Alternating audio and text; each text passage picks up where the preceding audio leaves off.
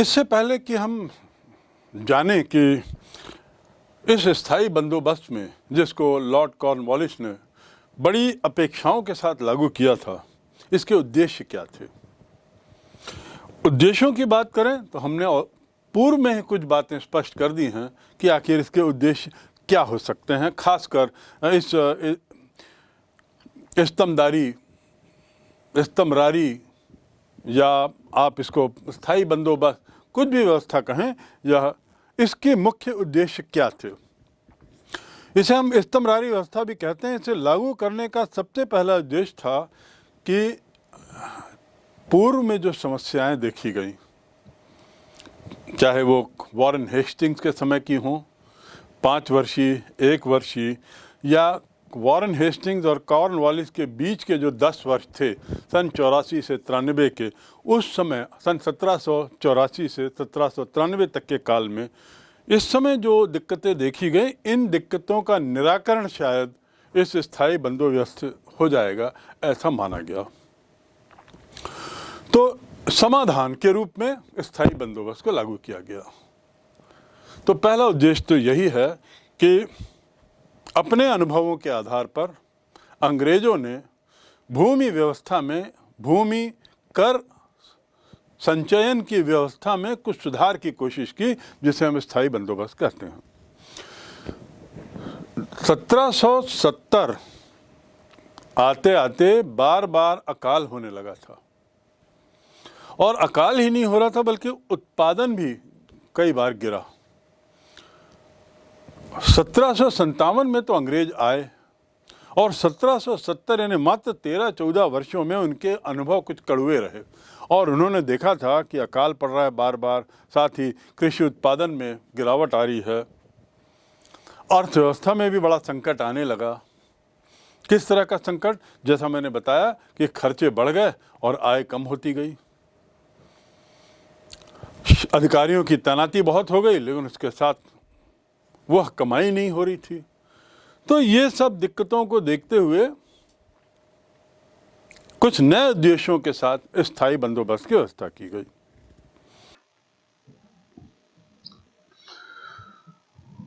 तीसरी बात, यदि हम बात करें कि स्थायी बंदोबस्त को लागू करने के जो उद्देश्य थे, क्यों ये लागू हुआ, तो उसमें यह है कि खेती, व्यापार और राजस्व संसाधनों के विकास के लिए कृषि में निवेश को प्रोत्साहित करना बहुत जरूरी था। यह अंग्रेजों ने समझ लिया था, क्योंकि भारत की अर्थव्यवस्था जो थी मूल रूप से कृषि केंद्रित थी।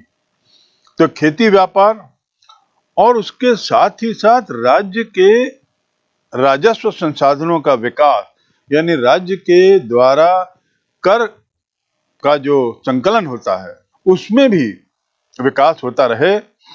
इसलिए कृषि में निवेश को कैसे हम प्रोत्साहित करें, कैसे हम कृषि के उत्पादन को बढ़ाएं जिससे राजस्व भी बढ़े, ये भी उन लोगों के लिए बहुत जरूरी था। और इस उद्देश्य की पूर्ति संपत्ति के अधिकारों को प्रदान करके और राजस्व की मांग को स्थायी रूप से निर्धारित करके ही की जा सकती थी। यानी जो भूमि संपत्ति थी उसके अधिकारियों को दिया जाए, किसी को उसके लिए अधिकृत कर दिया जाए, और शासन की जो राजस्व की मांग थी, कंपनी की जो राजस्व की मांग थी, उसको भी स्थायी रूप से निर्धारित करें। ये इसी प्रथा के तहत संभव था, इसलिए भी ये प्रथा लाई गई। चौथा कारण,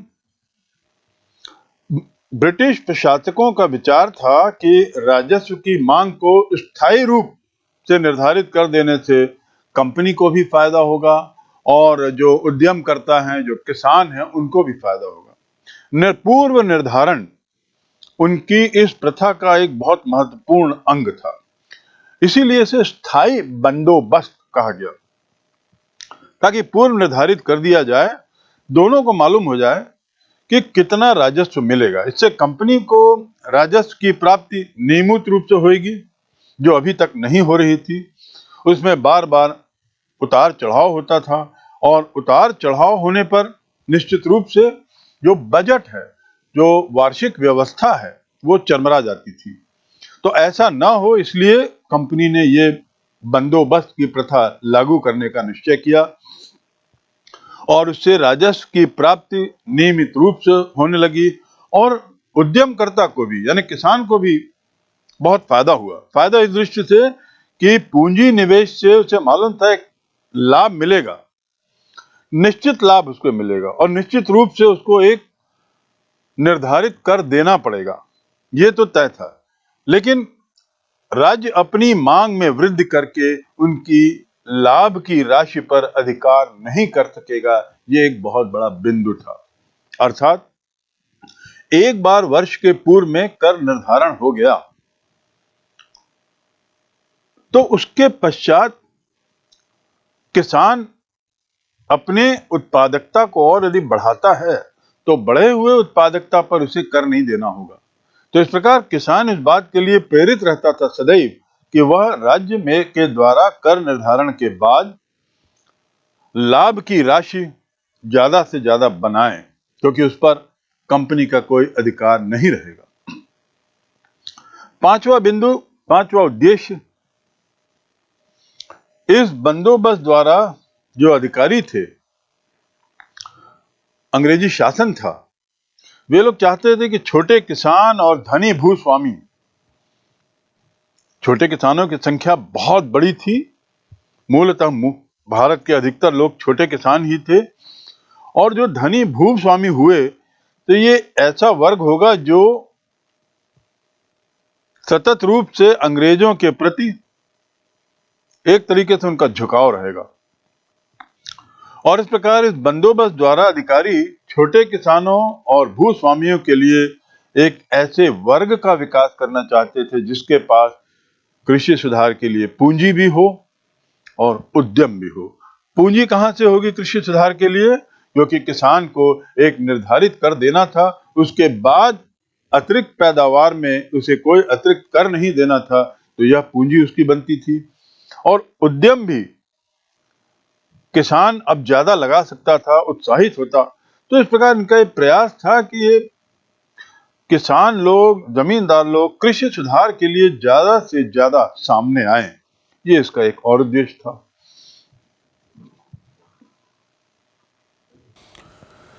छठवां कारण जिसके कारण इस स्थायी बंदोबस्त को लागू किया गया वह था कि ब्रिटिश शासकों को ये उम्मीद थी कि इस स्थायी बंदोबस्त के माध्यम से जो नए किसान हैं, जो किसान हैं और जो धनी जमींदार वर्ग आया है, किसान और धनी जमींदार वर्ग, छोटे किसान और ऐसे धनी जमींदार जो अब भूस्वामी हो गए हैं, उन लोगों का झुकाव अंग्रेजों की ओर होगा, ऐसी उनको उम्मीद थी। यानी एक ऐसे ताकतवर वर्ग का संबल, ताकतवर वर्ग का सपोर्ट विदेश से आए हुए अंग्रेजों को मिलेगा जिनकी भारत में बहुत बड़ी संख्या थी और जो बहुत महत्वपूर्ण थे, आय की दृष्टि से भी महत्वपूर्ण थे और सामाजिक परिप्रेक्ष्य में भी जमींदार और किसान एक बहुत बड़ी संख्या बनते थे।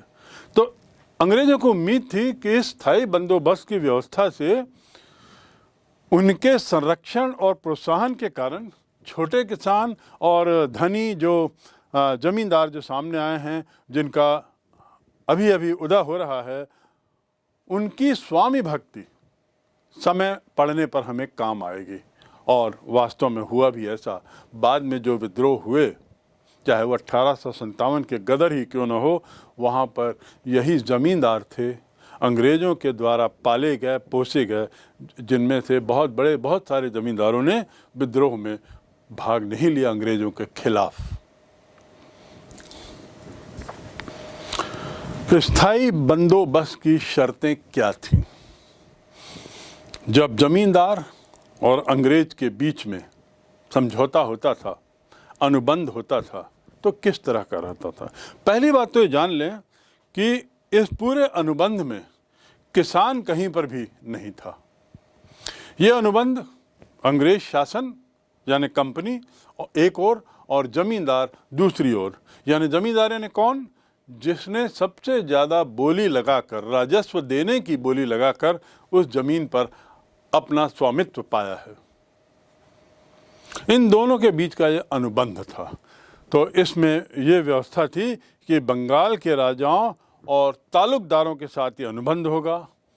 इसमें भू स्वामित्व उन तालुकदारों का या ज़मींदारों का होगा जिन्होंने बोली लगाई है, और साथ ही साथ उन्हें पैतृक अधिकार भी होगा। यानी एक तालुकदार ने यदि ज़मीन ले ली है, एक ज़मींदार ने यदि ज़मीन का स्वामित्व पा लिया है और यदि वह ज़मीन का राजस्व पूर्व निर्धारित समय और रकम के अनुसार शासन को दे रहा है, तो पीढ़ी दर पीढ़ी वह ज़मीन उस ज़मींदार की बनी रहेगी, उस पर उसका अधिकार रहेगा, उसको बेचने और ख़रीदने का भी अधिकार रहेगा।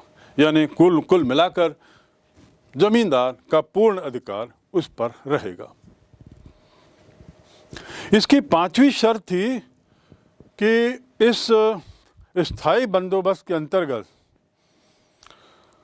सरकार और किसानों के बीच किसी तरह का प्रत्यक्ष संपर्क नहीं रहेगा। जैसा मैंने पूर्व में ही कहा कि ये जो अनुबंध होता था वो मूल रूप से सरकार और ज़मींदारों के बीच में होता था, किसान कहीं नहीं। तो यह बिंदु बहुत महत्वपूर्ण है आपको समझने के लिए कि किसानों से कोई प्रत्यक्ष संबंध नहीं होता था। सरकार भी ये एक तरीके से वादा करती थी कि किसानों और ज़मींदारों के बीच किसी भी तरह की स्थिति उत्पन्न होने पर सरकार उसमें दखल नहीं करेगी। वह मामले किसानों और सरकार के बीच न होकर के किसानों और ज़मींदारों के बीच के ही मामले माने जाएंगे। तो इस प्रकार जो स्थायी बंदोबस्त की शर्तें हैं, उन शर्तों में ये बड़ा स्पष्ट था कि किसान उन अनुबंध में कहीं भी नहीं रहेगा और सरकार भी किसान और ज़मींदारों के बीच में के पारस्परिक संबंधों में किसी भी तरह का हस्तक्षेप नहीं करेगी।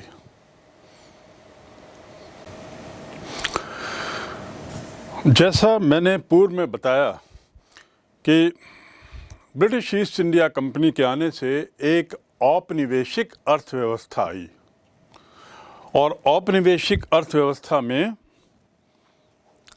साम्राज्य का या शासक का मूल उद्देश्य रहता है अधिकतम लाभ यहाँ के संसाधनों से लेना अपने क्षेत्र के लिए।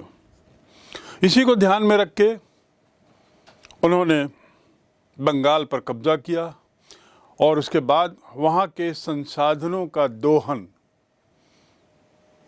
प्रारंभ हुआ।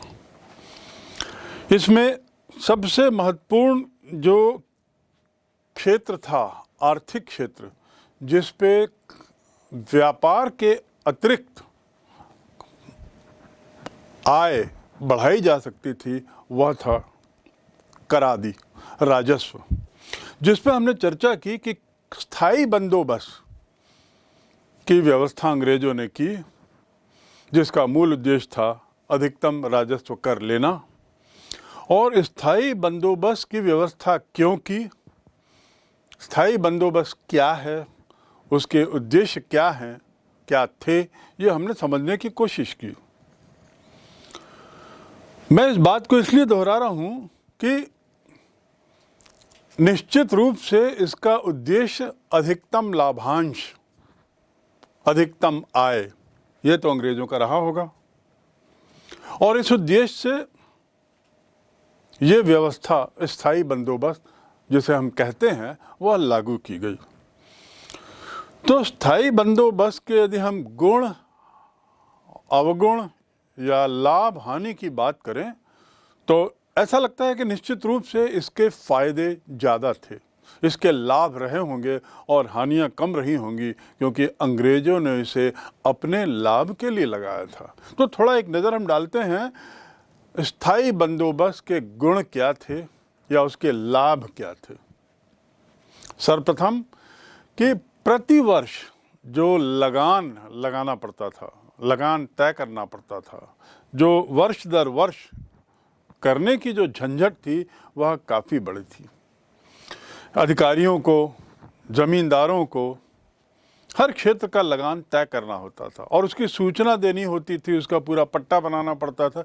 एक बड़ी लंबी प्रक्रिया होती है लगान तय करना, और वो भी उस काल में जब संचार माध्यम ऐसे नहीं थे जैसे आज हैं। तो इसलिए एक बहुत बड़ी झंझट थी कि लगान को वर्ष दर वर्ष इसको तय करो, तो बहुत बड़ी इससे मुक्ति मिल गई। इस झंझट से बहुत बड़ी मुक्ति मिली वर्ष दर वर्ष लगान तय करने में। दूसरा जो हुआ वह था कि जैसा हमने बताया कि लगान वर्ष के प्रारंभ में तय कर ली जाती थी और कई वर्षों के लिए तय की गई। तो इससे एक बहुत बड़ा फ़ायदा तो ये हुआ कि झंझटों से मुक्त हुए। दूसरा बहुत बड़ा फ़ायदा ये हुआ कि सरकार पूर्वानुमान कर सकती थी कि अगले वर्ष का राजस्व कोष में कितनी आय होगी। यानी सभी जगह से आंकड़े आने के बाद सभी ज़मींदारों से, सभी अमलदारों से ये आंकड़े जब एकत्रित किए जाते थे और उसके गणना उससे जब निष्कर्ष निकाला जाता था तो स्पष्ट हो जाता था कि इस वर्ष इतना कलेक्शन होगा। और यदि हमें पहले से ही अंदाज है कितना हमारे पास आय होगी राजस्व से, तो हम अपनी योजनाओं को समुचित रूप दे सकते हैं। तो ये एक बहुत बड़ा फ़ायदा इस स्थायी बंदोबस्त व्यवस्था में था कि योजनाओं को पहले से ही अब अमली जामा पहनाया जा सकता था, क्योंकि इसमें आय निश्चित हो गई थी या आय की जानकारी निश्चित हो गई थी कि इतनी आय यहाँ से आनी है। तीसरा जो इसका फ़ायदा था कि लगान व्यवस्था के लिए राजा या दरबारी तो नहीं जाते थे। इतने बड़े साम्राज्य में राजस्व कर कलेक्शन के लिए, उसकी वसूली के लिए जमींदार जिम्मेदार थे और ज़मींदार यह कार्य अपने अधिकारियों के मातहत करते थे, जिन्हें अमल कहते थे। आपको याद होगा मैंने बताया था अमल। तो ये अमलदार जो थे वे जाके लगान दर तय करते थे, लगान की वसूली करते थे। अब इस स्थायी बंदोबस्त व्यवस्था से लगान वसूली और उसके कलेक्शन के जो लगातार जो प्रक्रिया थी उससे राहत मिली। इन अमलदारों को उससे मुक्ति मिल गई। लगातार अदर पूरे वर्ष यही कार्य चलता रहता था। अब उनसे उनको मुक्ति मिली और इससे क्या हुआ, इससे प्रशासनिक व्यवस्था जो है बड़ी चुस्त हो गई, क्योंकि ये व्यर्थ का एक काम था और इसमें काफ़ी ताकत झोंकनी पड़ती थी, क्योंकि आखिर राजस्व की आय ही तो मुख्य आय थी। तो ये सुनिश्चित करने के लिए कि आय हमारी बनी रहे, सरकारी मशीनरी की काफ़ी बड़ी फौज उसमें लगा दी जाती थी। अब जब ये सुनिश्चित हो गया स्थायी बंदोबस्त के माध्यम से कि आय के यहाँ से इस भूमि से कितना कर आएगा और अगले वर्ष कितना आएगा, उसके अगले वर्ष कितना आएगा, ये यदि पहले से तय हो गया तो ये जो फालतू के जो काम थे इससे बच गए और इससे प्रशासनिक कार्य कुशलता में निश्चित रूप से बहुत सुधार आया। चौथा जो बहुत बड़ा फ़ायदा इससे हुआ कि पूर्व निर्धारित राजस्व भुगतान,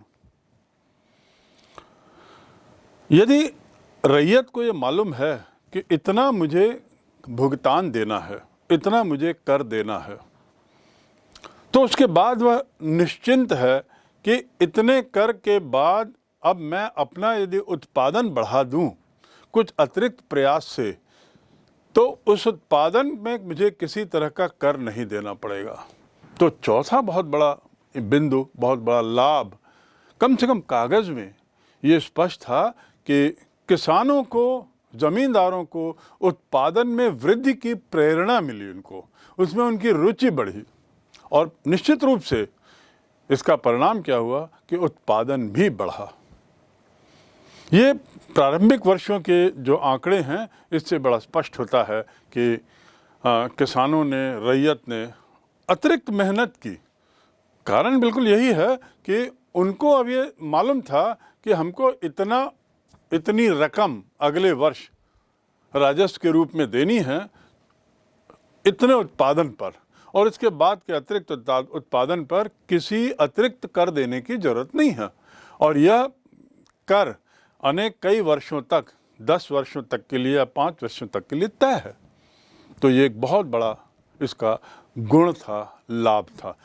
पांचवा और अंतिम जो हम लाभ अंग्रेजों की दृष्टि से मान सकते हैं वह था कि ये जो जमींदार थे, जमींदार वर्ग, जो इस स्थायी बंदोबस्त की व्यवस्था से जिसका एक तरीके से विकास हुआ, जन्म हुआ, ताकत आई, ये जमींदार ब्रिटिश व्यवस्था के एक बड़े शक्तिशाली समर्थक के रूप में सामने आए।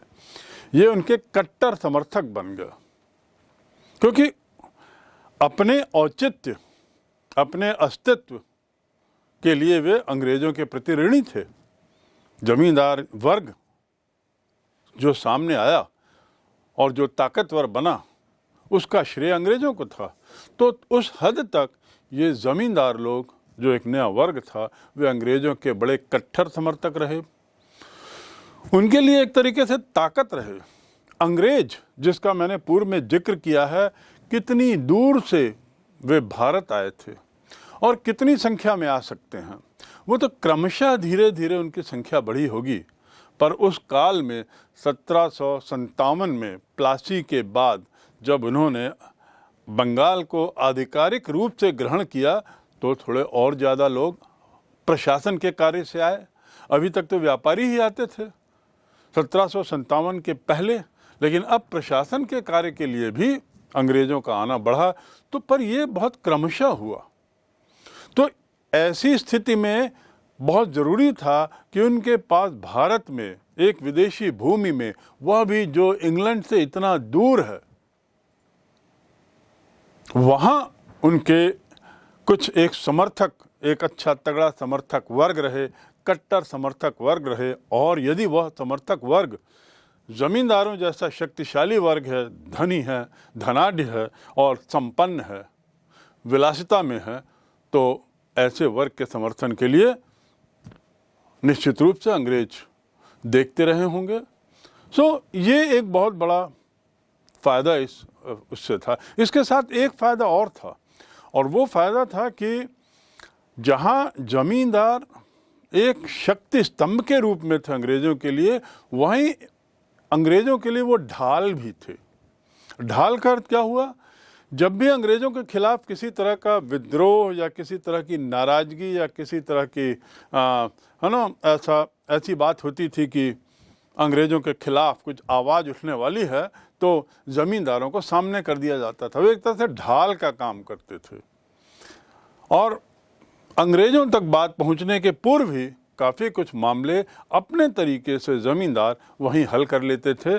किसानों के या जो तबका उनके मातहत उनकी भूमि में रहता था, उसको शांत कर देते थे। तो इस प्रकार इसके दोनों फ़ायदे थे, शक्ति स्तंभ भी और उसके साथ ही साथ ढाल, एक विरोधी आंदोलन के प्रतिरोधक, किसी भी तरह के विद्रोही आंदोलन के प्रतिरोधक के रूप में भी ये ज़मींदार बड़े काम आए, जिनका जन्म इस स्थायी बंदोबस्त व्यवस्था से तो हुआ।